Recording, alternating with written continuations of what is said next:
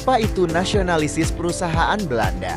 Nasionalisasi perusahaan berarti proses pengambilalihan kepemilikan perusahaan swasta yang diikuti dengan pemberian ganti rugi oleh pemerintah kepada pemilik modal. Kebijakan nasionalisasi perusahaan asing di Indonesia pernah diterapkan pada masa awal kemerdekaan, terutama terhadap perusahaan Belanda. Contoh nasionalisasi perusahaan Belanda. Salah satu contoh nasionalisasi perusahaan asing milik Belanda dilakukan terhadap De Javasche Bank DJB, bank swasta milik Belanda yang didirikan oleh Komisaris Jenderal Dubus di Gisingnis pada 24 Januari tahun 1828. Nasionalisasi De Javasche Bank dijalankan pada tahun 1951 hingga tahun 1953. Setelah dinasionalisasi, De Javasche Bank berubah menjadi Bank Indonesia. Isi kebijakan. Proses nasionalisasi diatur dalam UU No. 86 tahun 1958 tentang nasionalisasi perusahaan-perusahaan Belanda yang ditandatangani oleh Presiden Soekarno pada 27 Desember tahun 1958. 1. Perusahaan milik perseorangan warga negara Belanda yang bertempat di Indonesia. 2. Perusahaan milik suatu badan hukum yang modalnya berasal dari perseorangan atau warga negara Belanda dan badan hukum tersebut berkedudukan di Indonesia. 3. Perusahaan yang letaknya di wilayah RI untuk seluruhnya atau sebagian merupakan milik perseorangan warga negara Belanda yang berkedudukan di luar wilayah RI. 4. Perusahaan yang letaknya dalam wilayah RI dan merupakan milik sesuatu badan hukum yang bertempat kedudukan dalam wilayah negara kerajaan Belanda. Tokoh pencetus kebijakan. Kebijakan nasionalisasi perusahaan Belanda di Indonesia yang dicetuskan oleh Kabinet Karya Pimpinan Perdana Menteri E.R. Juanda. Dampak positif. Nasionalisasi perusahaan Belanda memiliki beberapa dampak positif, di antaranya 1. Memperkokoh potensi ekonomi nasional.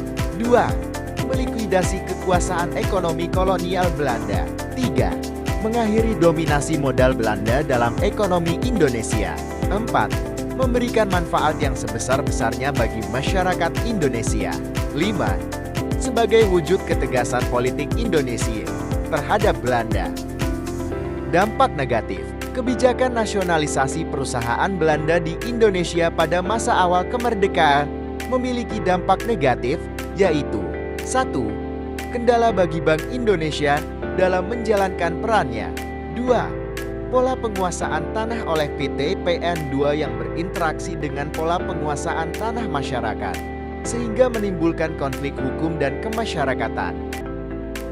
Alasan keberhasilan dan kegagalan nasionalisasi perusahaan Belanda. Dalam prosesnya, panitia nasionalisasi DJB dengan cara membeli saham-saham DJB kepada para pemiliknya di Bursa Efek Amsterdam pada tanggal 15 Desember tahun 1951.